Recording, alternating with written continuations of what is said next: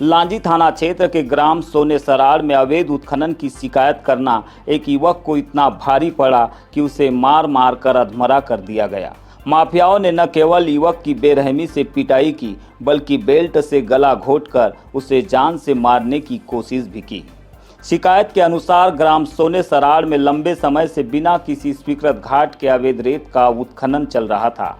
ग्रामीण नंदकिशोर पाचे ने इस अवैध कारोबार के खिलाफ आवाज उठाई और शिकायत की, जिस पर प्रशासन ने कार्रवाई करते हुए 2 ट्रैक्टर जब्त किए, लेकिन इस कार्रवाई की गाज सीधे नंदकिशोर पर गिरी।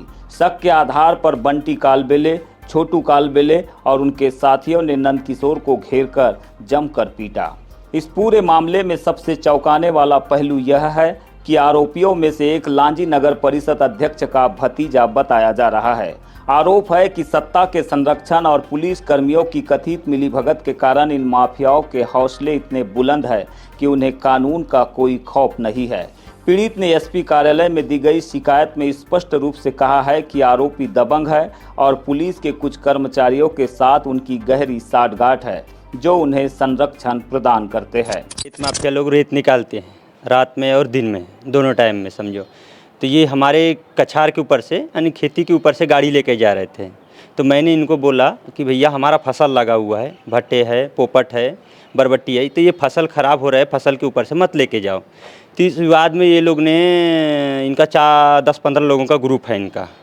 तो इसको मैंने बोला इन लोग को, ये लोग तो वही इसी विवाद में ये हुआ है।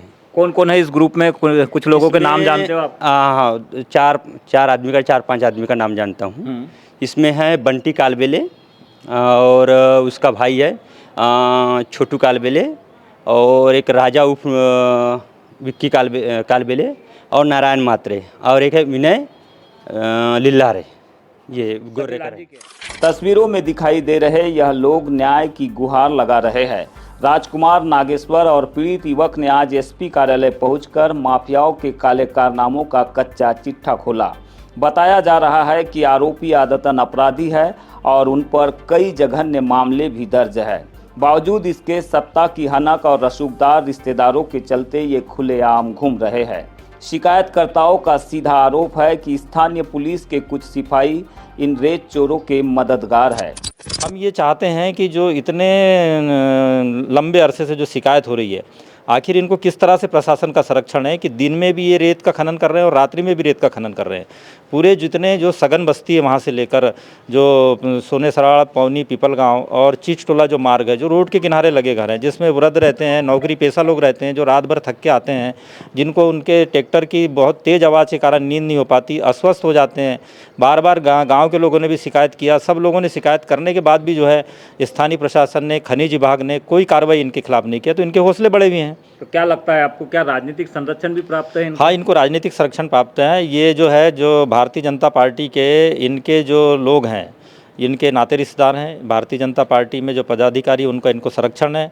जो वहाँ पर बड़े स्तर पर रेत खनन करने का काम करते हैं, उनमें जो है नगर परिषद की जो अध्यक्ष है, उसका भतीजा भी उसमें शामिल है। बेल्ट से गला घोंटने की कोशिश और सरे राह दी गई गालियां ये साबित करती है कि लांजी में प्रशासन का नहीं बल्कि रेत माफियाओं का सिक्का चलता है। क्या प्रशासन इन सफ़ेद पोश गुंडों पर नकेल कसेगा या फिर एक और शिकायतकर्ता की आवाज़ को खामोश कर दिया जाएगा? Bureau report, BGT media. शिकायत किए थे क्या? हाँ, शिकायत किया था। इससे पहले मैंने कलेक्टर के साहब के पास में भी शिकायत किया था और माइनिंग अधिकारी के पास में भी किया था, वहाँ पे भी किया था और क्या बोलते हैं अपना किरनापुर एसडीएम सर के पास में भी किया था। ये और इसी बात को लेकर मारपीट हुई है? इसी बात को लेकर कैसे मारे, क्या था ये कहाँ पर मार? गले पे देखो, ये पट्टे लगा दे, बेकमर का जो पट्टे रहता है ये गले पे लगा दिया था। देखो ये फांसी लगा दिया था एकदम बोले तो।